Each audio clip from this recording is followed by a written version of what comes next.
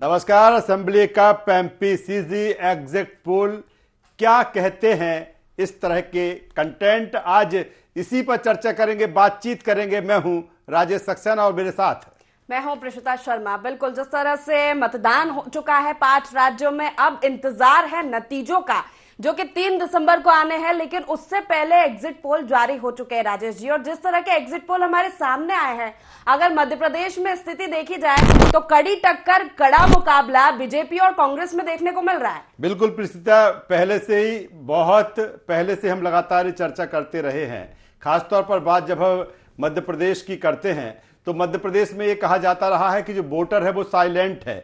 आवो हवा जो इलेक्शन की है वो समझ में किसी को नहीं आ रही है। और प्रिस्थिता, जिस तरह से एग्जिट पोल के जो सामने आए हैं, जो आंकड़े सामने आए हैं, वो भी कहीं ना कहीं इसी ओर इशारा करते हैं, क्योंकि ये इशारा कर रहे हैं एग्जिट पोल कि मध्य प्रदेश में भारतीय जनता पार्टी और कांग्रेस के बीच कांटे की टक्कर है। क्योंकि अलग अलग एजेंसियों के जो सर्वे आए हैं, अलग अलग एजेंसियों के जो एग्जिट पोल आए हैं, वो ये बताते हैं कि वो जादुई आंकड़ा है जो 116, कहीं कोई उसमें उस जादुई आंकड़ा के पार पहुंच रहा है, कोई पीछे रह रहा है। प्रसिद्धा बिल्कुल राजेश जी, अलग अलग एजेंसियां, जैसे इंडिया टुडे माय एक्सिस की मैं बात करूं तो पहले ये समझ में आ रहा था, शुरुआती अगर रुझान की मैं बोलूं एग्जिट पोल के, वो 106 और 116 सीटें बीजेपी को दे रहे थे। लेकिन धीरे धीरे ये सीटें बढ़ती गई, बीजेपी की जो सीटें थी वो बढ़ती गई, कांग्रेस की कम होती गई। कई एग्जिट पोल ऐसे जिनमें कांग्रेस को बढ़त है। वहीं इंडिया टुडे माय एक्सिस की बात करूं तो कांग्रेस को 111 से 121 सीटें मिलती हुई यहाँ पर नजर आ रही है। 6 सीटें का अनुमान है अन्य दलों को यहाँ पर मिलते हुए।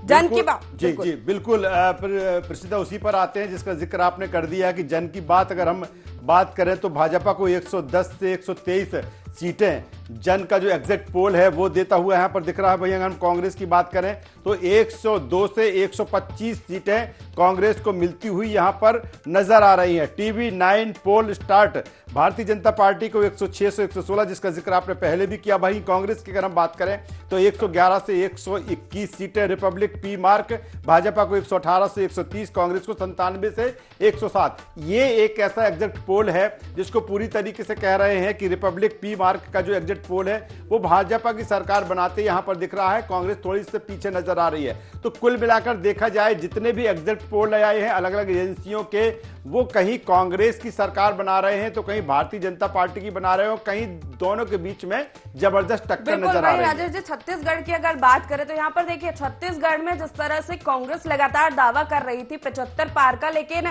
यहाँ पर एग्जिट पोल के आंकड़े देखे, तमाम आंकड़े यही बता रहे हैं कि बीजेपी को अच्छी खासी बढ़त मिलती हुई नजर आ रही है। जिस तरह से कैंपेनिंग हमने देखी थी बीजेपी की, पूरा केंद्रीय नेतृत्व छत्तीसगढ़ के चुनावी रण में हमको देखने को मिला था, और ये कहा जा रहा था कि इस बार परिवर्तन की लहर है। हालांकि बढ़त तो कांग्रेस को ही है, सरकार तो कांग्रेस बनाती हुई नजर आ रही है, लेकिन अच्छी खासी सीटें बीजेपी को भी मिल रही है। हाँ बिल्कुल प्रसिद्ध, छत्तीसगढ़ को लेकर जिस तरह से कहा जा रहा था और वहां पर जिस तरह की जो चीजें रही हैं, मुख्यमंत्री भूपेश बघेल, और ये भी वहां पर रहा कि भूपेश है तो भरोसा है। लेकिन जिस तरह से एग्जिट पोल आ रहे हैं ये बता रहे हैं कि भले कांग्रेस की सरकार वहां पर बनती हुई नजर आ रही है, लेकिन बीजेपी ने ही बेहतर गेन वहां पर किया है। अगर हम बात करें 2018 की तो तकरीबन 15 सीटें वहां पर भारतीय जनता पार्टी को मिली थी, लेकिन अब बेहतर गेन उसका रहा है। आज मध्य प्रदेश और छत्तीसगढ़ दोनों राज्यों को लेकर इसी एग्जिट पोल पर हम चर्चा करेंगे कि आखिर क्या कहते हैं ये एग्जिट पोल, किस ओर इसका इशारा है। ये इशारा 3 दिसंबर तक रहेगा प्रस्ताव, जब उस दिन फाइनल जो नतीजे हैं, परिणाम आए हैं आएंगे, तब मालूम पड़ेगा कि आखिर दोनों राज्यों में किस दल की सरकार बनेगी। सबसे पहले पैनल के पास चलते हैं, अपने मेहमानों के पास चलते हैं, उनका परिचय कराते हैं, तारुफ कराते हैं, फिर चर्चा को, इस डिबेट को हम आगे बढ़ाएंगे कि आखिर एग्जिट पोल के जो आंकड़े हैं वो किस ओर इशारा कर रहे हैं। बिल्कुल, चलिए, खास पैनल हमारे साथ जुड़ गया है। सबसे पहले आपका परिचय करा देते हैं। हमारे साथ मीडिया पैनलिस्ट मध्य प्रदेश भाजपा से डॉक्टर प्रेम व्यास जी जुड़ रहे हैं, और वरिष्ठ पत्रकार रमेश शर्मा जी हमारे साथ जुड़ रहे हैं। मध्य प्रदेश कांग्रेस प्रवक्ता अवनीश भार्गव जी हमारे साथ जुड़ रहे हैं। वहीं छत्तीसगढ़ की मैं बात करूं तो छत्तीसगढ़ से कांग्रेस से हमारे साथ सत्य प्रकाश सिंह जी जुड़ रहे हैं, भाजपा से निश्चय वाजपेयी जी, और वरिष्ठ पत्रकार गंगेश द्विवेदी जी जुड़ रहे हैं। आप सभी मेहमानों का बहुत स्वागत है IND 24 में। राजेश जी, जिस तरह से खास पैनल जुड़ा है, इस पर चर्चा करेंगे। लेकिन सबसे पहले मध्य प्रदेश की अगर बात की जाए, एक एग्जिट पोल रात के समय में आया था जिसमें 135 से ज्यादा सीटें बीजेपी को मिलती हुई नजर आ रही थी। वहीं अगर चाणक्य का जो एग्जिट पोल सामने आया था, देखा था हमने 2018 में जिस तरह से एग्जिट पोल चाणक्य का सामने आया था, लगभग उसी के आसपास ही जो फिगर उन्होंने बताया था उसी के आसपास ही सीटें मिलती हुई दोनों दल को नजर आई थी। और वहीं इस बार भी 135 सीटें वो बीजेपी को देते हुए नजर आ रहे हैं। राजेश बिल्कुल, और प्रस्तुत कह सकते हैं कि चाणक्य का जो एग्जिट पोल आया है निश्चित तौर पर चौंकाने वाला है, क्योंकि जो तमाम सर्वे हैं वो कहीं ना कहीं जो संख्या जो आंकड़े हम बता रहे हैं वो उस पर नजर आ रहा है कि चाणक्य 151 भारतीय जनता पार्टी को दे रहा है। ये सर्वे कैसा है, किस तरह से किया है, अलग बात है। अब सारे मेहमान हमारे साथ जुड़ चुके हैं। प्रिसिता, आप उनका तारुफ पहले ही करा चुकी हैं। सबसे पहले वरिष्ठ पत्रकार रमेश शर्मा साहब के पास में आता हूं। रमेश शर्मा साहब, जिस तरह से जो एग्जिट पोल हैं कल से आज तक अगर देखा जाए सारे जो एग्जिट पोल है वो आ चुके हैं, क्या कहता है सर ये जो हम लगातार आपसे चर्चा करते रहे लंबे समय से, वोटर साइलेंट है, आबो हवा इलेक्शन की समझ में नहीं आ रही, क्या उसी ओर इशारा कर रहे हैं? मध्य प्रदेश की बात की जाए तो ये एग्जिट पोल, ये निश्चित रूप से आपने बिल्कुल सही कहा, क्योंकि मतदाता जिस तरीके से साइलेंट था, जो मैंने पहले कई बार कहा है, आज उसी बात को दोहराता हूं, वो इस बात का संकेत है कि मतदाता जिस किसी को भी बहुमत देगा, वो कांग्रेस को देगा कि भाजपा को देगा, वो पूर्ण बहुमत में देगा। 2018 की स्थिति बिल्कुल नहीं बनेगी। एक बात तो ये मैं मतदाता के साइलेंट होकर के जिसको मानता हूं। अब हम अगर एग्जिट पोल को देखें तो लगभग जो कल हमने सारे के सारे चैनलों पर देखा था, तो 8 प्रमुख संस्थाएं हैं। इन 8 प्रमुख संस्थाओं ने अपने एग्जिट पोल दिए हुए हैं मध्य प्रदेश को लेकर के। उसमें अगर हम देखते हैं तो उसमें कहीं ना कहीं भाजपा हमको प्लस में दिख रही है। तो किसी भी एग्जिट पोल में अगर हम मिनिमम को देखें तो हर एग्जिट पोल ने मिनिमम का भी फिगर दिया है और मैक्सिमम का भी फिगर दिया है। अगर हम केवल और केवल मिनिमम का फिगर देखें तो जो 8 हैं, 8 में से भाजपा को जो नुकसान हो रहा है वो भाजपा को 1, 2 लगभग 4 लोग मिलकर के 8 में से 4 मिनिमम सीटों पर भी भाजपा की सरकार बना रहे हैं, और 4 लोग जो हैं वो मिनिमम में भाजपा को विपक्ष में बैठा रहे हैं। लेकिन अगर हम इन्हीं 8 को मिनिमम सीट कांग्रेस की अगर हम देखें तो कांग्रेस को अगर हम मिनिमम में अगर इसको हम देखते हैं तो कांग्रेस में मिनिमम में एक भी दल सरकार नहीं बना रहा मिनिमम में। तो कहने का अर्थ जो है, अगर हम मैक्सिमम को देखते हैं तो मैक्सिमम जितने भी दलों ने सीटें दी हैं उसमें केवल एक को छोड़ करके सारे लोग भाजपा को बहुमत दे रहे हैं, और मैक्सिमम सीटों में कांग्रेस को केवल 4 में बहुमत आ रहा है। तो कुल मिलाकर के ये अगर हम दोनों को मिला करके देखें तो कंफर्टेबल स्थिति में भारतीय जनता पार्टी मध्य प्रदेश में रहती है। अगर हम सारे लोगों का औसत निकाल लें, प्लस का भी और माइनस का भी, तो भारतीय जनता पार्टी लगभग 123-124 सीट के आसपास इस औसत से रहती है। ये एग्जिट पोल का। चलिए रमेश जी, दोबारा आपके पास में आऊंगा, सीधे अवनीश भार्गव जी के पास में आ जाता हूं। अवनीश भार्गव जी, जिस तरह से कई बार आपसे भी चर्चा हुई और आपके सारे लीडर्स जो दावा करते रहे हैं कि अब की बार 150 पार या उससे ऊपर का, लेकिन जिस तरह से एग्जिट पोल आए हैं लगता है कहाँ कुछ कमी दिख रही है कांग्रेस को, क्योंकि मौका बेहतर था। तमाम सारी चीज़ें, चाहे वो एंटी इनकम्बेंसी की हम बात कर रहे हैं या फिर आप लगातार कहते रहे हैं कि वक्त बदलाव का है और जनता स्वयं बदलाव चाहती है, लेकिन एग्जिट पोल जिस तरह से बता रहे हैं कहीं भाजपा की सरकार बन रही है, कहीं ना कहीं बहुत कांटे की टक्कर है। क्या कहेंगे अवनीश जी? देखिए राज जी, जो एग्जिट पोल बता रहे हैं वो जिस तरीके का विश्लेषण उन्होंने किया है वो उनकी सच्चाई वो समझ सकते हैं किस तरीके से हुआ है। हमने कई चीज़ें अंदर की भी देखी हैं, उनको भी किस तरीके से मैनिपुलेटेड किया गया ये अपने सामने देखा है। लेकिन मध्य प्रदेश की जनता की आवाज़, जनता की धरातल की आवाज़, कोई भी मध्य प्रदेश में एक वर्ग खुश नहीं है।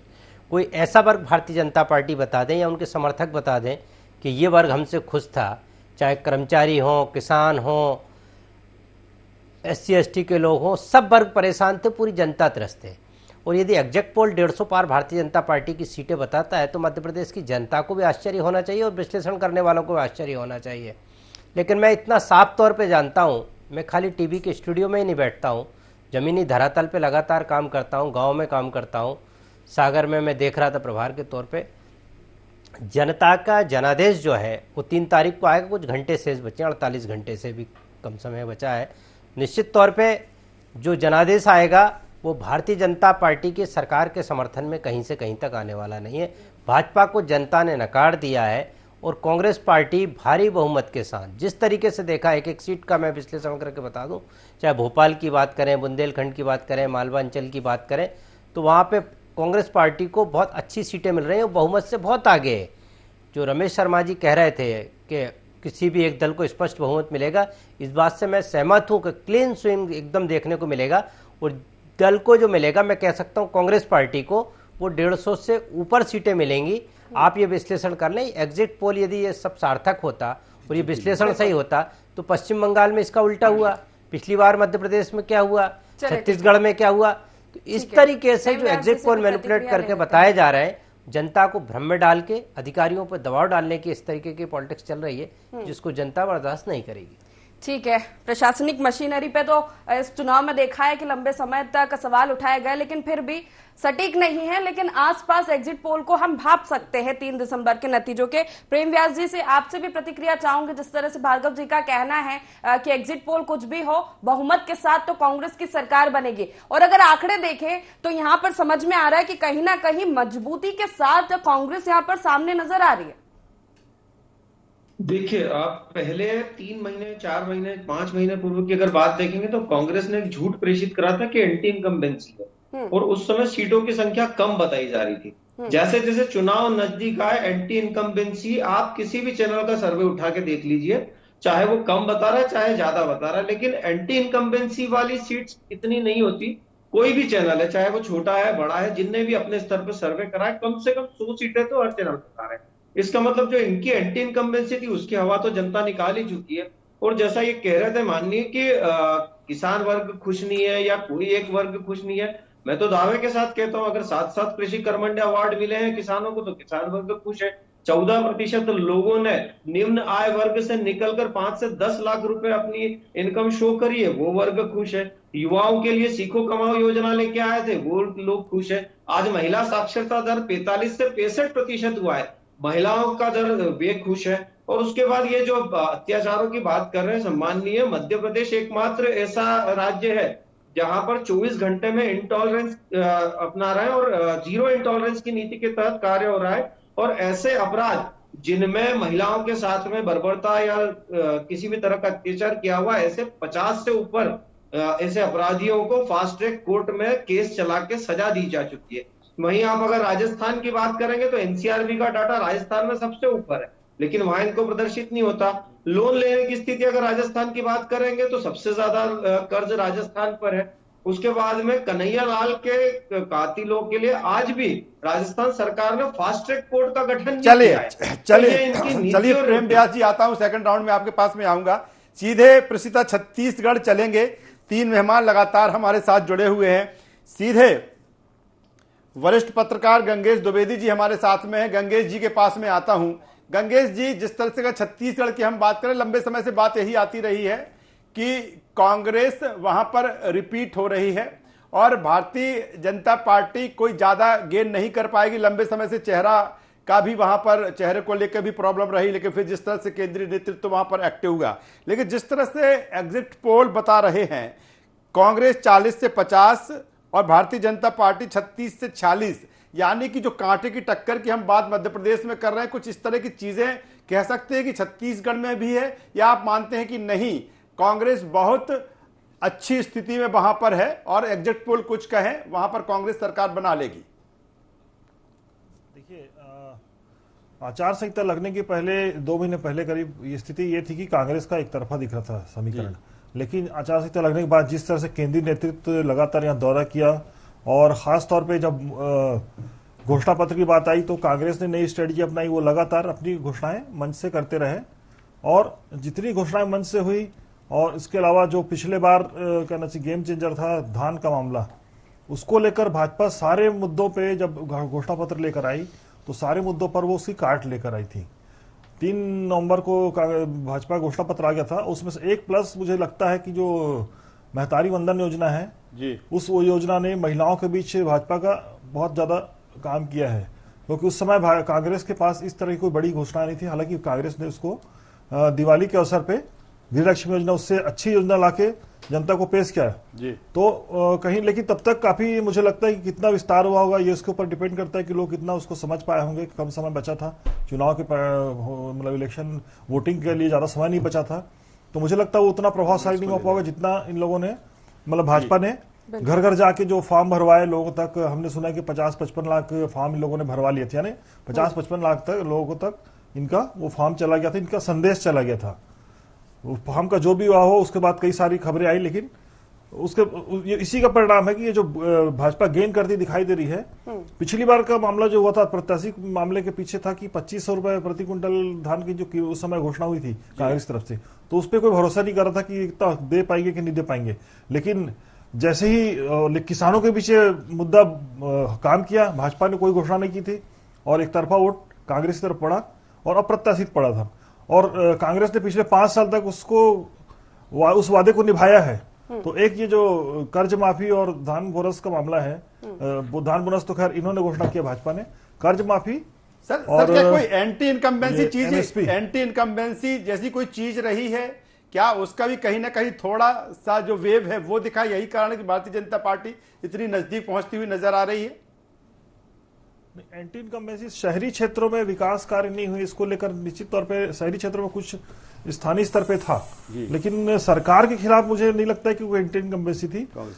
चलिए ठीक है, सत्य प्रकाश जी का रुख करूंगी मैं। जिस तरह से गंगेश जी का कहना है, सत्य प्रकाश जी की आंकड़े भी कह रहे हैं कि आसपास, मतलब गले गले तक आकर बीजेपी की सीटें यहाँ पर आ गई है आपके सामने। मजबूती तो है बीजेपी की, जिस तरह का केंद्रीय नेतृत्व हमने देखा चुनावी रण में नजर आया और जिस तरह का प्रचार प्रसार किया गया, जो योजनाओं का बखान यहाँ पर किया गया। सत्य प्रकाश जी देखिए, चुनाव ये एग्जिट पोल हुए हैं, देखिए हर कंपनी अपना अपना एग्जिट पोल दिया है। देखिए किसी में तो हमारे को बहुत ज्यादा भी दिए, एक ने तो हमको 60 तक पहुंचा दिया, इनको 30 या 32 तक बैठा है। तो ये एग्जिट पोल उन्होंने अपना काम किया है, उन्होंने अपने जो भी उनका काम करना चाहिए फील्ड पे जो करना चाहिए, उन्होंने अपना एक कार्य का निर्वहन किया, मगर हमने अपने कार्य का निर्वहन कर दिया था। 5 साल पहले भी किया और चुनाव में भी किया। तो जनता देख रही कि हमको क्या मिला है 5 साल में। और उससे इतर मैं एक बात करना चाहूंगा, पिछले अगर 4 चुनाव का अगर आप ट्रेंड देखिए तो कांग्रेस पार्टी का हमेशा हर चुनाव में जो वोट प्रतिशत बढ़ा है, 2003 में 36.71 से 38, फिर 40, फिर 43। मगर अगर बीजेपी की बात करें, उनका वोट प्रतिशत एक बार बढ़ा था, उसके बाद हमेशा कम हुआ और हमारी सीटें भी बढ़ी है साथ में, और इनकी सीटें घटती गई है। तो ये दिखता है कि ट्रेंड के हिसाब से अगर मैं बात करूं तो ये दिखता है कि हमारे लिए, हम विपक्ष में थे 2018 की अगर मैं बात छोड़ दूं तो भी हमारे को वोट प्रतिशत बढ़ता तो सीट भी बढ़ती थी। तो विपक्ष के नाते भी अगर हमको जनता इतना समर्थन देती थी, वो ठीक है, अलग बात है, हम सत्ता तक नहीं पहुंच पाते, वो एक अलग विषय है।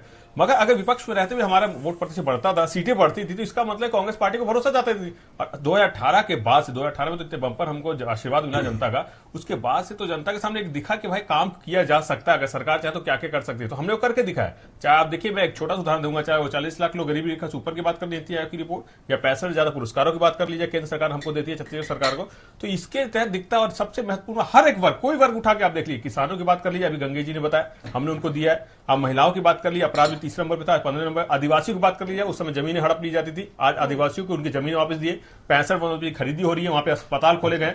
आप छात्रों की बात, सबसे कम बेरोजगारी दर छत्तीसगढ़ में। तो हर वर्ग के लिए हमने काम करके दिखाया, तो ये जनता ने भी देखा है। और इसीलिए मैं बोल रहा हूं कि ठीक है, वो एग्जिट को जो भी दिखा रहे, मगर हमारा 75+ आके रहेगा छत्तीसगढ़ में, क्योंकि हमने अपना जो काम किया, हमको भरोसा है, और जनता ने जो हमको प्यार दिया उस पर भरोसा है। 7 और 17 जो मतदान हुआ है, और चलिए चलिए आता हूं सत्य प्रकाश सिंह जी, दोबारा आपके पास में आऊंगा। निश्चय वाजपेयी जी के पास में आ जाता हूं।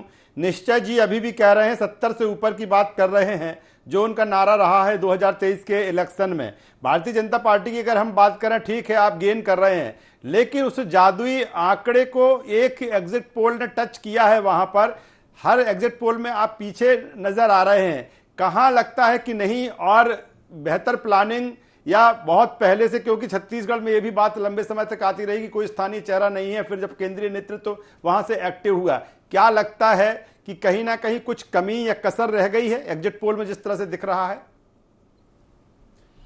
नहीं, कोई कमी और कसर नहीं रह गई है। भारतीय जनता पार्टी की सरकार बन रही है, निश्चिंत रहिए। हमारे मित्र सत्य प्रकाश जी जितनी बात कह रहे थे, 3 तारीख तक अवसर है इसलिए बोल दे रहे हैं बेचारे, है ना। एकदम स्पष्ट इसमें बात है कि जितने भी एग्जिट पोल आए हैं, वो 75 पार वाला जो इनका एक दंभ भरा नारा था, उसको पूर्णतः नकारने का काम तो एग्जिट पोल ने किया। पहली चीज।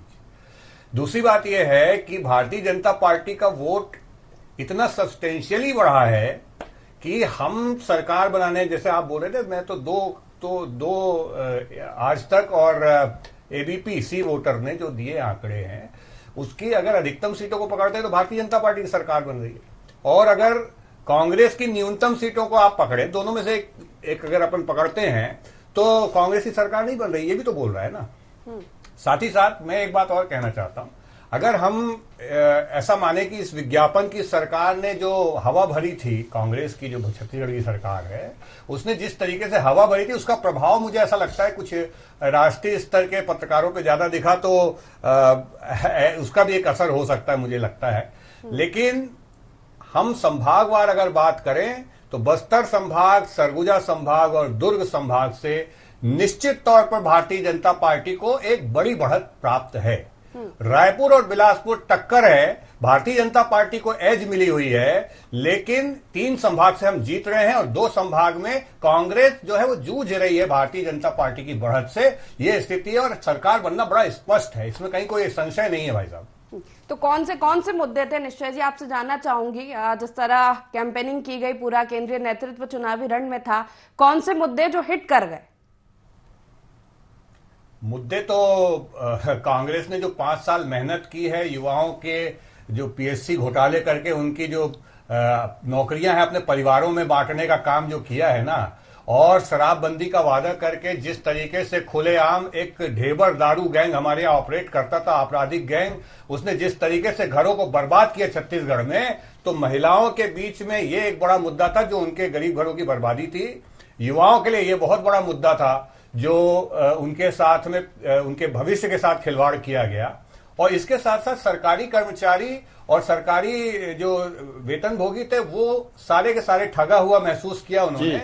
और किसानों चलिए मिस्टर वाजपेयी जी, फिर दोबारा मैं आपके पास लौटूंगा। इस बीच मध्य प्रदेश के गृह मंत्री डॉक्टर नरोत्तम मिश्रा ने एग्जिट पोल के बाद क्या कुछ कहा, पहले वो सुनवा देते हैं, फिर पूरे पैनल के साथ एक बार फिर हम चर्चा में आएंगे।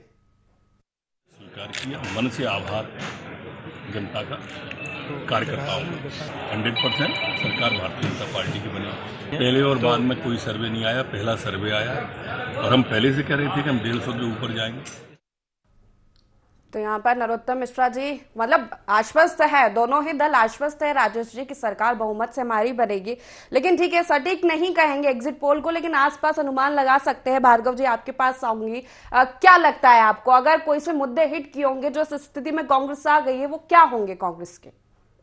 देखिए सीता जी, जिस तरीके से एग्जिट पोल आया, जो मुद्दे आए हैं, धरातल पे जो बातें हैं, साफ तौर पे देख सकते हैं कि भारतीय जनता पार्टी के पक्ष में एक भी मुद्दा नहीं जाता है जिससे वो कहते हैं कि हम सरकार बनाएं।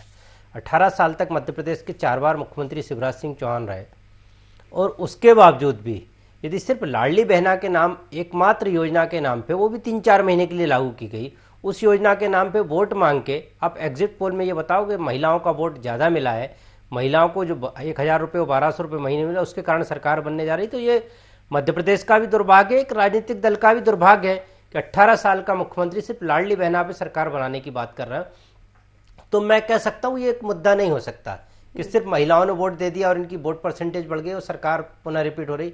मैं कह सकता हूँ मध्य प्रदेश में इससे भी इनकार नहीं किया जा सकता ना कि लाडली बहना योजना जो आई है वो 4-5 महीने पहले की स्थिति देखे और इस योजना के बाद योजना कैसी है, चेंजर इसको मान रहे हैं। मैं प्रसूता जी कह रहा हूँ योजना बहुत अच्छी हो सकती है, योजना का इम्पैक्ट बहुत अच्छा हो सकता है, लेकिन चुनाव में सिर्फ वोट एकमात्र लाडली बहना के नाम पे शिवराज सिंह चौहान और भारतीय जनता पार्टी को मिल जाए और ये उनकी उपलब्धि बता दें, तो बाकी मध्य प्रदेश की जनता का दुर्भाग्य कहना चाहिए कि आप 3-4 महीने में योजना को 18 साल आपके फालतू गए। उसके बाद भी राजेश जी, योजना बहुत अच्छी यदि आपकी थी तो आपको केंद्रीय नेतृत्व ने शिवराज सिंह चौहान जी को मुख्यमंत्री क्यों घोषित नहीं किया कि आप महिलाओं में बहुत लोकप्रिय हैं, आप किसानों में लोकप्रिय हैं, आप हमारे मुख्यमंत्री होंगे। डंके की चोट पे सभा पे नरेंद्र मोदी जी को बोलना चाहिए कि हमारे 5वें बार मुख्यमंत्री पद की शपथ शिवराज सिंह चौहान लेंगे।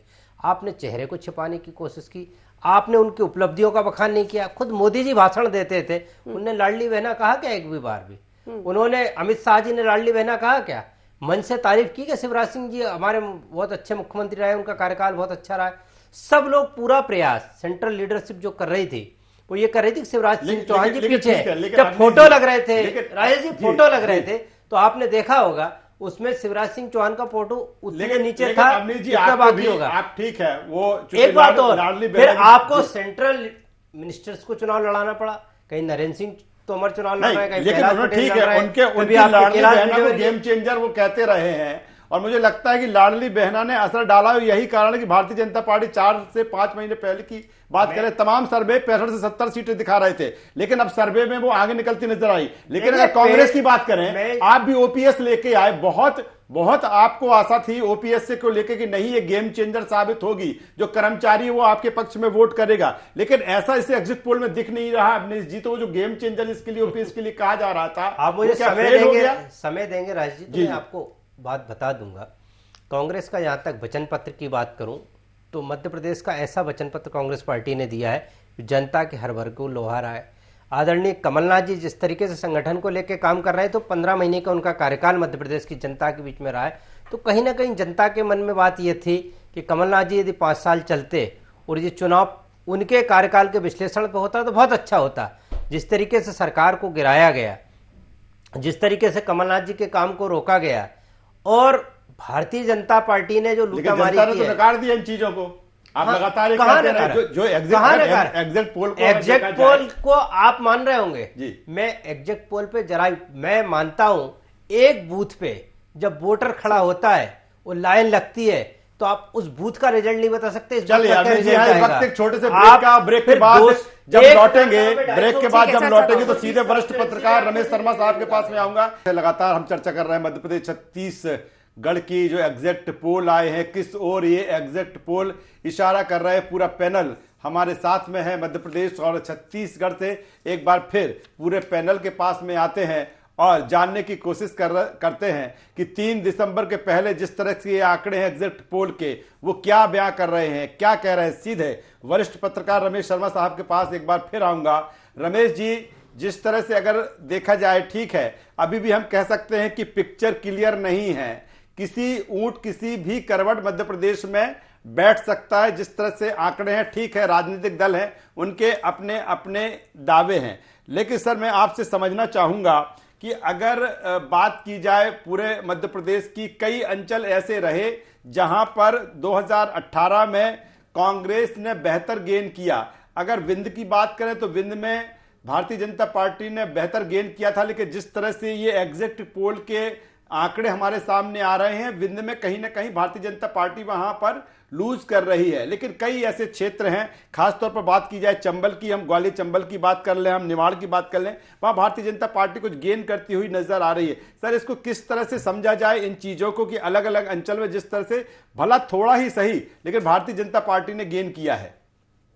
देखिए इसमें कोई शक नहीं कि जैसा कि आपने कहा है कि ये एग्जिट पोल है, अनुमान है, और ये दाएं बाएं भी हो सकते हैं। जैसे 2 बार पिछले बार का भी आप देखें तो किसी एग्जिट पोल में ये नहीं था कि छत्तीसगढ़ में भाजपा को इतनी कम सीट मिलेगी, ये किसी एक में भी नहीं था।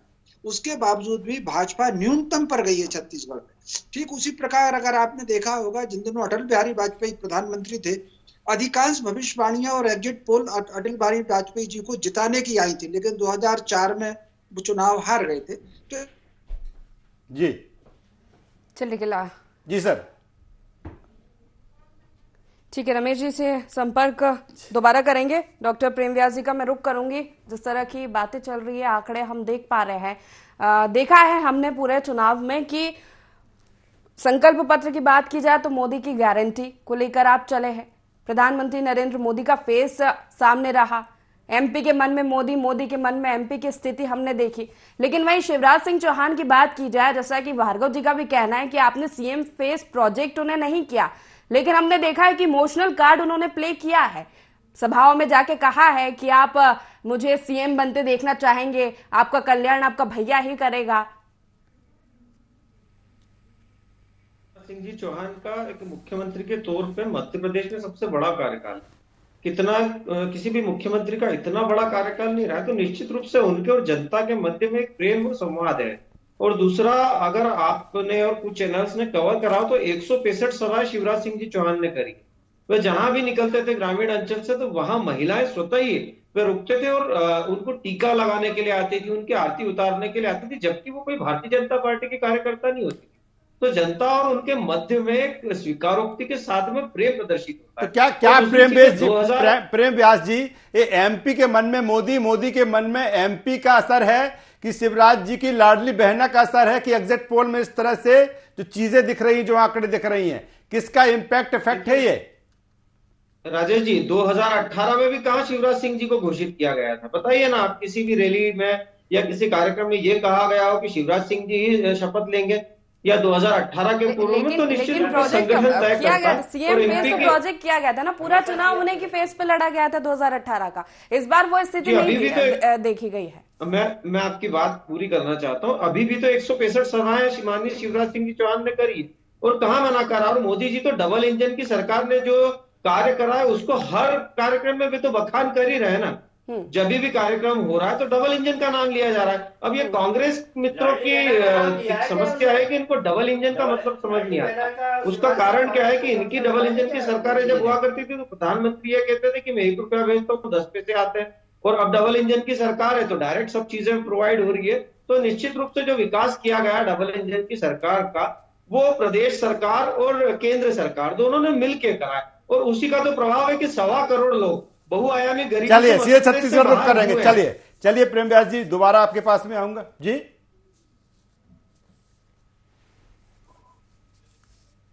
चलिए सीधे वरिष्ठ पत्रकार गंगेश द्विवेदी साहब के पास एक बार फिर आता हूं।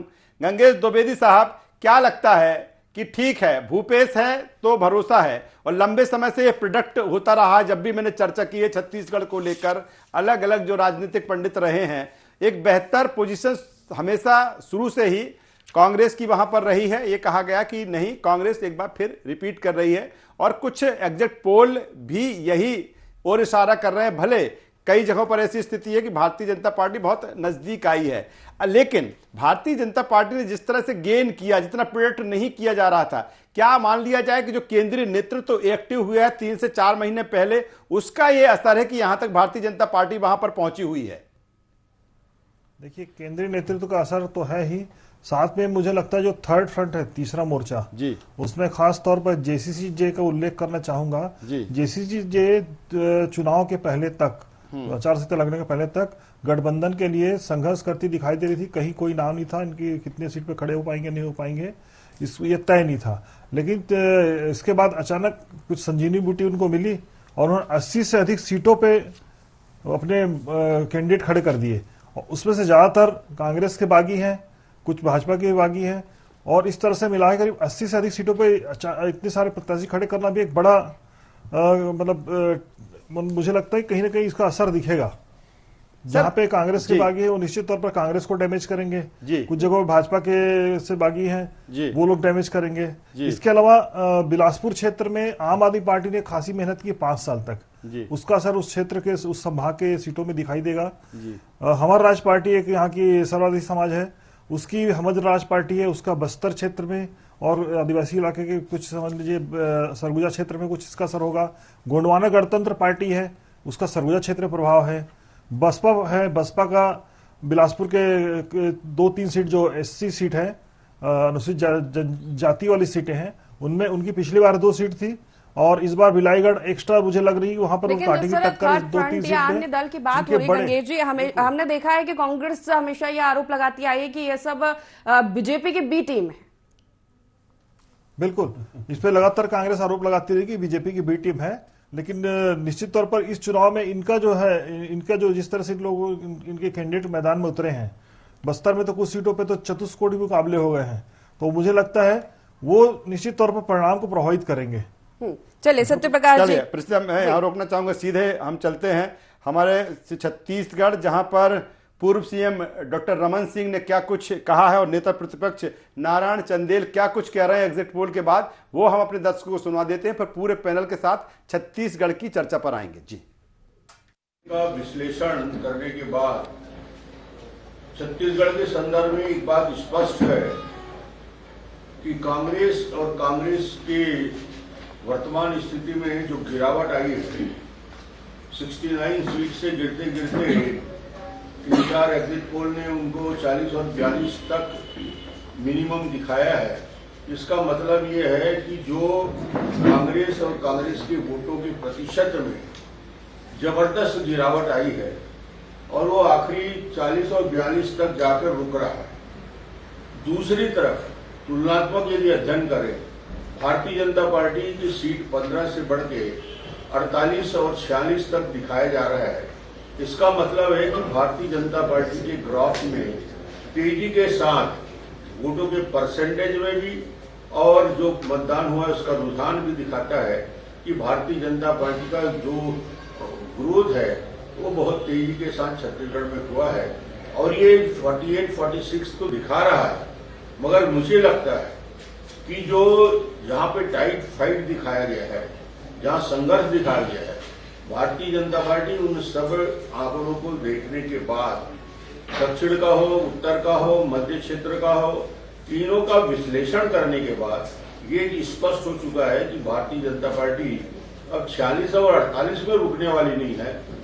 कम से कम भारतीय जनता पार्टी 52 से 55 सीट तक जीतकर 3 तारीख को आएगी, ये स्पष्ट हो चुका है।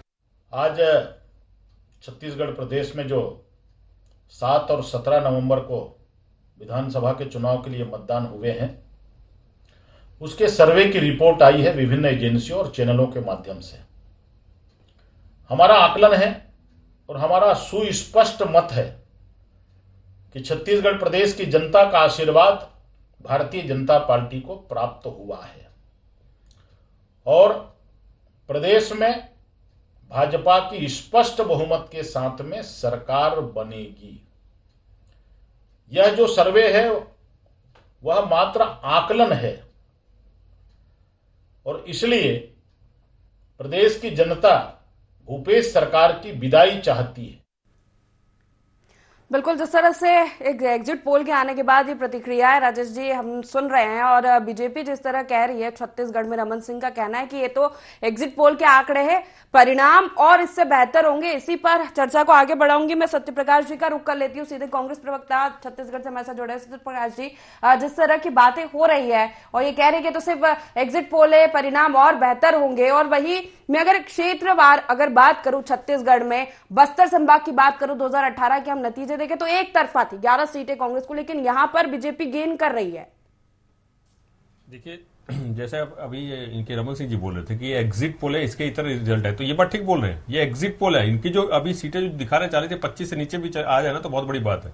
देखिए, मैं बार वही बोल रहा हूं, तो आप अभी हमारे जो एमपी जो शर्मा जी बैठे उन्होंने जैसे याद दिलाया 2014 का आप एग्जिट पोल याद कीजिए, बंगाल का एग्जिट पोल याद कीजिए, 2018 में तो कई एग्जिट पोल में बीजेपी सरकार बनवा दिए थे और ऐसी हालत तो मेरे ख्याल से किसी एग्जिट पोल में नहीं दिखाया था कि 14 या 15 आएगी। तो ये एग्जिट पोल तो ठीक है, जैसे मैंने पहले ही बोला कि एग्जिट पोल ने, सर्वे ने, अपनी कंपनियों ने उन्होंने काम किया है, मगर देखिए हमको अपने काम पे भरोसा है ना। ये एग्जिट पोल में भरोसा वैसे भी नहीं करते, क्योंकि 2004 और बहुत तमाम ऐसे एग्जिट पोल हमने देखे हैं जो बहुत ही ज्यादा जमीन आसमान का अंतर रहता है। तो इसलिए देखिए हमको अपने काम पे भरोसा है। और जैसे निश्चय वाजपेयी भैया को ये याद दिला देता हूं, अभी बोल रहे थे, अरे भैया जैसे मैंने याद है आप 2018 में आपकी सरकार बन रही थी तो आप लोग एग्जिट पोल में खुश हो सकते हैं, उस समय आप लोग खुश हो गए थे, पटाखे सब फूट गए एग्जिट पोल में, तो वैसे अभी खुश हो रहे हैं एग्जिट पोल, अगर इनको 46 दिखा रहा है, कोई 40 दिखा रहा है, तो इसलिए बोल रहा हूं एग्जिट पोल के इतर एग्जैक्ट पोल जो पड़ा है ना वो 75 पार का ही पड़ा है। ये कांग्रेस पार्टी की सरकार बन के रहेगी, क्योंकि जैसा हमने काम किया ना, ये काम का भरोसा है। ये इनके जैसा वाले भरोसे नहीं है कमीशन खोरी छोड़िए तो सरकार आएगी, ये वो वाला भरोसा है कि हमने काम किया तो हमारी सरकार आएगी। तो ये फर्क है उस समय की, और ये नीति और नियत की फर्क है। इसलिए मैं बोला भूपेश है तो भरोसा है। और कक्का को जो प्यार मिला है, चाहे वो युवाओं की बात कर लीजिए, कक्का जिंदा है, युवाओं ने ही कक्का नाम दिया था, तो वो प्यार दिखता है। और मतदान जैसे हुआ है, हर वर्ग ने जैसे मतदान दिया है, और मतदान जो पड़ा है वो इसीलिए पड़ा है क्योंकि हर कोई चाहता है कि कक्का हमारे वापस आए।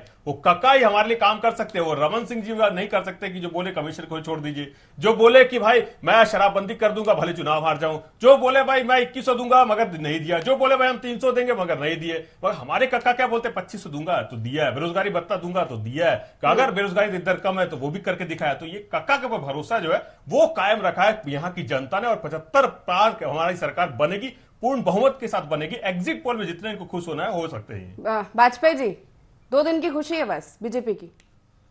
मैं तो बोल ये रहा हूं कि जैसे आप ही लोग बोल रहे हैं कि एग्जिट पोल तो कांग्रेस के तरफ दिखा रहे हैं, बेचारे उससे भी दुखी है क्योंकि इनको सच्चाई पता है। ये चाहे जितनी बात करें, जो मैं बात जहां पिछली छोड़ा था किसानों का पहली बार छत्तीसगढ़ में रकबा काटा गया और बारदाने की तकलीफ पैदा की गई। 1 दिसंबर को खरीदी करके उनका 2-2, 3-3 महीने धान जाम किया गया और उनके जो कच्ची छत वाले मकान थे गरीब किसानों के, छोटे किसानों को, उनके मकान के स्वीकृत होने के बावजूद उसको वापस कर दिया गया, मकान नहीं बनने दिए गए। 3 साल तक जो कोरोना काल का राशन आया था गरीब परिवारों के लिए, उसको इन्होंने पूरा बाजार में ले जाके बेच दिया। और सट्टा, यानी सत्ता में बैठा आदमी सट्टा खिलाता था, तो जनता बहुत नाराज थी। दूसरी बात मैं आपको ये बता दूं, जैसे भाई साहब इतनी बड़ी बड़ी बातें कर रहे हैं, एग्जिट पोल से हम एग्जिट पोल को नकारें ऐसा विषय नहीं है, लेकिन ये भी सही है कि एग्जैक्ट पोल जो होता है और एग्जिट पोल होता है, दोनों में अंतर होता है। दिशा का एक अंतर जो होता है, जो अगर आप न्यूनतम वाली सीटें उसकी देखेंगे तो आपको लगेगा कि भैया इनकी सरकार नहीं बन रही है। आप उसकी हायर वाली सीटों को देखेंगे तो भैया लगेगा इनकी सरकार बन रही है। कांग्रेस की भी सरकार बन सकती है, भाजपा की बन सकती है। एक कसा हुआ मामला है। मैं आपका ध्यान आकृष्ट करूं, दो प्रकार के और भी हैं। 36 सीटें भाजपा की एकदम पक्की आ रही हैं, ऐसा कुछ आकलन हुआ था। कांग्रेस की मात्र 24 सीटें, ऐसा आकलन, और बाकी बची सीटें जो हैं वो फंसी हुई हैं। दूसरा एक आकलन आया जिसमें 43 सीटें भाजपा की एकदम पक्की हैं और 31 सीटें कांग्रेस की एकदम पक्की, बाकी सीटें फंसी हुई हैं, 12 सीटें, 4 सीटें निर्दलीयों को, ऐसा कुछ आकलन भी आया। दोनों ही मामले में भारतीय जनता पार्टी इतनी आगे है कि जो फंसी हुई सीटें या क्लोज फाइट वाली सीट है, ये एग्जिट पोल ये जरूर बोल रहा है कि क्लोज फाइट है हमारे छत्तीसगढ़ में बहुत सारी सीटों में। उन सीटों के बारे में जहां 2000, 3000, 4000 वोटों का अंतर होता है, कोई भी एग्जैक्ट रिजल्ट नहीं बता सकता है। तो यहां पे हम बहुत कम सीटें जीत करके भी सरकार बना रहे हैं। जितनी सीटें कंफर्टेबली जीत रहे हैं उसमें हम कांग्रेस से बहुत आगे हैं। कांग्रेस, ये काका की बात कर रहे थे माननीय भूपेश बघेल जी, और आप एग्जिट पोल से नहीं देख रहे हैं, इनके आधे से ज्यादा मंत्री चुनाव हार रहे हैं। मैं आपके चैनल में बोल रहा हूं, आप इसको 3 तारीख के बाद चलाइएगा। चलिए सीधे मध्य प्रदेश आ जाता हूं। खुद जो है बहुत टाइट पोजीशन में फंसे हुए हैं। मध्य प्रदेश आ जाता हूं, टाइट पोजीशन फंसे, हार जाए तो रमेश शर्मा साहब के पास में आ जाता हूं। रमेश जी, 2-3 चीजें काफी अहम है। एक तो ये कि ठीक है एग्जिट पोल है, लेकिन क्या कई बार फिर वही बात मैं दोहराऊंगा कि लगातार आपसे चर्चा हुई कि इस बार के जो नतीजे होंगे फाइनल अप्रत्याशित तरीके से होंगे। दूसरी तरफ भारतीय जनता पार्टी की हम बात करें, जिस तरह से भारतीय जनता पार्टी दिख रही है उसमें 2 चीजें रही। एक तो लाडली बहना, जिस तरह से मुख्यमंत्री शिवराज सिंह चौहान ने उस पर काम किया। दूसरी तरफ चुनाव आते आते मोदी के मन में एमपी के मन में मोदी। सर, किसका इफेक्ट इसमें आप मानते हैं कि बेहतर रहा है या नहीं? दोनों का सामंजस्य था, यही कारण है कि केंद्रीय नेतृत्व, मोदी जी का चेहरा आ गया और पूरी मोदी की गारंटी पर मध्य प्रदेश का चुनाव फोकस हो गया। उसके आंकड़े हैं एग्जिट पोल के। देखिए, मोटे तौर पर अगर हम चुनाव प्रचार को बात करें तो चुनाव प्रचार में आरंभ में हमने देखा कि कांग्रेस बहुत आक्रामक थी और वो हावी हो गई थी। लेकिन कहीं ना कहीं ये माना जाता है कि जो खिलाड़ी पहले बहुत दौड़ता है वो आखिर में थकने लगता है। तो आखिर में चुनाव आते आते कांग्रेस में थकान महसूस हुई और कांग्रेस के मतभेद भी सामने आए। कहा कि कपड़े फाड़ दो, उन्होंने ये इस तरह की सब बातें आ चुकी, उसको दोहराने की जरूरत नहीं। दूसरी तरफ अगर हम भाजपा को देखें तो भाजपा में 4 महीने पहले जिस तरह के मतभेद आपस में थे, चुनाव आते आते उन्होंने सारे मतभेद पर कंट्रोल किया और सरकार की इनकम्बेंसी परिणाम पर हावी ना हो, योजना पूर्वक भाजपा ने शिवराज के चेहरे को पीछे किया और मोदी के चेहरे को आगे किया। आप एक भाषण देखें अगर मोदी जी के अंतिम 2 सभाओं का, उन्होंने किसी व्यक्ति का नाम नहीं लिया। उन्होंने कहा कि कार्यकर्ताओं की जो बड़ी बैठक उन्होंने की, शायद जबलपुर में थी या उज्जैन में कहीं थी, वहां उन्होंने बहुत स्पष्ट कहा कि आपकी पहचान कमल, आपकी शान कमल और आपका निशान कमल। तो उन्होंने कहीं ना कहीं पार्टी को केंद्रित किया चुनाव निशान पर, क्योंकि 2018 में जो भाजपा को नुकसान हुआ था वो कहीं ना कहीं सरकार के प्रति इनकम्बेंसी और कार्यकर्ताओं में अपने मंत्रियों और विधायकों की नाराजगी थी। वो नाराजगी अभी भी है। तो वो जो कार्यकर्ता की नाराजगी उम्मीदवार पर परिणाम पर हावी ना हो, योजना पूर्वक भाजपा ने उसको टर्न करके कमल के निशान पर, मोदी के नाम पर, और राम मंदिर का भी बहुत खुल करके भाजपा की सभाओं में जिक्र हुआ। ये उसके लिए प्लस का पॉइंट है। दूसरा, पिछली बार जो 18 में कांग्रेस को जो लाभ हुआ था वो किसान ऋण मुक्ति की जो घोषणा थी उसका उनको लाभ हुआ था। इस बार आप अगर देखें, भाजपा ने कांग्रेस की हर घोषणा का काट निकाला। बड़ी आश्चर्यजनक बात मुझे लगी, हंसी भी आई उस दिन मुझे टीवी चैनल पर, कि कांग्रेस ने अगर समर्थन मूल्य 2500-2600 घोषित किया तो भाजपा ने समर्थन मूल्य 2700 और 3100 घोषित कर दिया। तो कुल मिलाकर के एक भी चीज, अगर उन्होंने कहा कि हम, इन्होंने लाडली लक्ष्मी लाए, कांग्रेस ने कहा कि हम 1500 रुपए देंगे नारी सम्मान पर, तो उन्होंने कहा कि हम 3000 तक ले जाएंगे और 1250 तक देंगे। तो एक भी घोषणा, चाहे वो गैस के सिलेंडर की कीमत हो, वो मकान के देने की कीमत हो, एक भी घोषणा भाजपा ने ऐसी खाली नहीं रखी। जिस तरीके से छत्तीसगढ़ में 18 में भाजपा ने गलती की थी, मध्य प्रदेश में भी गलती की थी, भाजपा ने इस बार वो गलती सुधारी है। इसलिए मुझे जो लग रहा है कि मुद्दे को लेकर के किसी का समर्थन और किसी का विरोध नहीं होगा। जो कुछ भी होगा उम्मीदवार की छवि पर होगा, विकास के कार्यों पर होगा। और लाडली बहना ने भाजपा को लाभ दिया है और कहीं ना कहीं बेरोजगारों ने, युवाओं ने कहीं ना कहीं उसका झुकाव कांग्रेस की तरफ रहा। अब ये मतदान का प्रतिशत, दूसरा जो मैंने बस एक बात और कहना चाहता हूं, एक बात और कहना चाहता हूं, युवाओं का झुकाव कांग्रेस के समर्थन में था, महिला का झुकाव भाजपा के समर्थन में था। लेकिन फिर मुझे ऐसा इसलिए लगता है कि भाजपा एक कदम आगे आ गई क्योंकि नगरों में मतदान का प्रतिशत गिरा है। वो इंदौर हो, भोपाल हो, जबलपुर हो, कोई सा भी नगर हो, ग्वालियर हो, नगर में मतदान का प्रतिशत गिरा है। तो शिक्षित बेरोजगारी अगर है तो वो नगरों में है, तो उसका लाभ। चलिए अवनीश जी से जवाब ले लेता हूं। अवनीश जी, अगर मैनेजमेंट की बात करो, मैनेजमेंट की दौड़ की हम बात करें, जिस तरह से कांग्रेस पहले दौड़ रही थी लेकिन भारतीय जनता पार्टी आपसे आगे निकल गई, क्या लगता है कि ये कमी रही है चुनाव आते आते, सामंजस्य जो नेताओं के बीच में होना चाहिए था और जिसका मैनेजमेंट, क्योंकि भारतीय जनता पार्टी ने बहुत माइक्रो मैनेजमेंट किया, उसी का असर इस तरह की चीजों में मानती है कांग्रेस? देखिए, आदरणीय रमेश शर्मा जी को मैं सुन रहा था, उनका पूरा झुकाव भारतीय जनता पार्टी को हर चीज़ में प्लस कर रहे थे। लेकिन मैं यहाँ तक समझता हूँ, मैंने जितना आकलन किया है, पूरे चुनाव में देखा जाए तो भाजपा के नेताओं में बिखराव था। भारतीय जनता पार्टी का जो जमीनी कार्यकर्ता था वो हताश निराश था 20 साल की सरकार से। कांग्रेस के कार्यकर्ताओं में उत्साह था, वो वोट डलवा रहा था। यहाँ तक बात करें युवाओं की, तो युवा और बेरोजगार पूरी तरीके से, चाहे वो शहर का हो या गाँव का हो, वो कांग्रेस पार्टी के साथ खड़ा था। महिलाओं की बात करें तो महिलाओं में ये नारी सम्मान के नाम पे कह जरूर रहे हैं, लाडली बहना के नाम पे, लेकिन उसका इम्पैक्ट भारतीय जनता पार्टी को आप जब 3 तारीख को विश्लेषण करेंगे शायद इस समय तक हो जाएगा। मैं यदि भारतीय जनता पार्टी 70 सीटें भी हासिल करती है तो मुझे बहुत आश्चर्यजनक होगा और ये उसकी उपलब्धि होगी। मैं मानता हूँ 70 से कम सीटें भारतीय जनता पार्टी गेन करेगी। भारतीय जनता पार्टी संसाधन में आगे थी, पैसा खर्च करने में आगे थी, पोस्टर में आगे थी, होर्डिंग में, लेकिन न कार्यकर्ताओं के दिल दिमाग में थी न जनता के दिल दिमाग में। जनता पूरी तरीके से मध्य प्रदेश में बदलाव चाहती थी और उसने वोट साइलेंट होकर डाला है। वोट के बाद उसने किसी से कोई चर्चा नहीं की। उन्हें पता था कि दबाव है, सरकार कहीं ना कहीं घेरने का प्रयास करेगी। जिस तरीके का वातावरण मध्य प्रदेश की राजनीति में भारतीय जनता पार्टी ने डराने का स्थापित किया है, उससे लोगों के मन में आशंका कुशंका जगी है। जब हम एग्जैक्ट पोल की बात करते हैं, उनसे पूछा जाता है अंदर जो करके आया वो कहते ही उसने नहीं बताया। वो हमेशा, मैंने ये देखा है, वो वोट कांग्रेस को देके आता था और जब लौट के आता तो भाजपा की टेबल पे मतदाता खड़ा हो जाता था, जब भाजपा का टेंट होता था। वो कहीं ना कहीं वोट डालने के बाद दूसरा शो कर रहा था। तो एक दबाव निश्चित तौर पे मतदाताओं के मन में था, लेकिन साफ तौर पे ये कहते हैं भारतीय जनता पार्टी में बिखराव भी था। भारतीय जनता पार्टी के कार्यकर्ताओं में जिस उत्साह होना चाहिए था वो नहीं था, वो फूट पूरी तरीके से पड़ी हुई थी। उसका फायदा कांग्रेस पार्टी को मिला। मैनेजमेंट का चुनाव है, जिसका मैनेजमेंट अच्छा होगा वो सत्ता के सिंहासन पर बैठेगा। व्यास जी, क्या माना जाए, जिस तरह आपने सीएम फेस प्रोजेक्ट नहीं किया शिवराज सिंह चौहान को, चुनावी रण में आपने केंद्रीय मंत्री से लेकर सांसदों को उतार दिया, तो ये मैनेजमेंट था आपका जिसका फायदा मिलेगा? भारतीय जनता पार्टी तो संगठनिष्ठ पार्टी है और दूसरा संगठन ही रीति और नीति तय करता है और संगठन ही तय करता है कि कौन सीएम फेस होगा, कौन मंत्री होगा या कौन अध्यक्ष होगा। अब दूसरी तरफ कांग्रेस की अगर बात करेंगे तो ये व्यक्तिवादी पार्टी, यहाँ पर एक व्यक्ति तय करता है सब कुछ। आप देखिए ना, पूर्व के कांग्रेस के अंदर जो व्याप्त एंटी इनकम्बेंसी है, इनके विधायक तक इन पे विश्वास नहीं कर पा रहे थे। तब तो 2018 में सरकार परिवर्तित हुई थी, उसी विधायकों में कुछ मंत्री भी थे।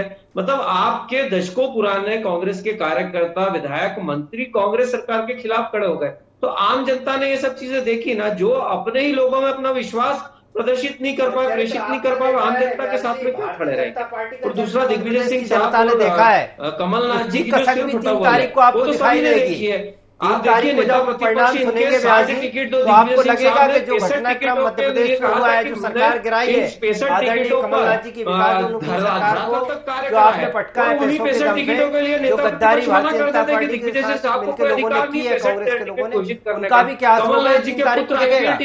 उन गद्दारों को असर दिखेगा और गद्दारों को साथ देने वालों को असर दिखेगा। पुत्र मोह में गिरे सभी बड़े नेता, इनको धरातल पर जनता से कोई सरोकार नहीं, कोई मतलब नहीं है। क्या युवाओं की बात करते हैं तो उनको चला रहे हैं भारतीय जनता पार्टी ट्रेनिंग देते हैं, उनको ढोर चलाने की ट्रेनिंग देते हैं। नारी सम्मान के फॉर्म भराते हैं तो कोड अनकोड वो नारी सम्मान के फॉर्म पर कोई बन रहे हैं। ये बहुत सारे अखबारों में चलिए वक्त अब कम है, जब फाइनल नतीजे आएंगे 3 दिसंबर को जब काउंटिंग होगी, तो अभी तो एग्जिट पोल पर हम चर्चा कर रहे हैं। 3 दिसंबर को हम फाइनल रिजल्ट पर चर्चा करेंगे, लेकिन जिस तरह की स्थितियां परिस्थितियां हैं, निश्चित तौर पर अपने अपने दावे अभी भी हैं, अपने वादे अभी अपने अपने वादे भी हैं, लेकिन फाइनल नतीजे 3 दिसंबर को आएंगे। इस चर्चा में जुड़ने के लिए सभी मेहमानों को मैं धन्यवाद करता हूं, शुक्रिया करता हूं। तो जिस तरह से एग्जिट पोल के बाद जो स्थिति है, और इस स्थिति ये बयां कर रही है कि आखिर ऊंट किस करवट बैठेगा, ये तो प्रसिद्ध 3 दिसंबर को ही मालूम पड़ेगा। बिल्कुल कड़ा मुकाबला। अगर मध्य प्रदेश छत्तीसगढ़ दोनों ही राज्यों की बात की जाए तो छत्तीसगढ़ में तो बीजेपी अच्छी खासी गेन कर रही है, लेकिन फिर भी बढ़त कांग्रेस को ही है। लेकिन मध्य प्रदेश में भी वही कड़ा मुकाबला, कड़ी टक्कर समझ में आ रही। ठीक है एग्जैक्ट नहीं है, लेकिन आसपास हो सकते हैं। इंतजार 3 दिसंबर का ही है। और असेंबली कप मध्य प्रदेश छत्तीसगढ़ के एग्जिट पोल की चर्चा में फिलहाल इतना ही। आप बने रहिए ID24 के साथ। नमस्कार।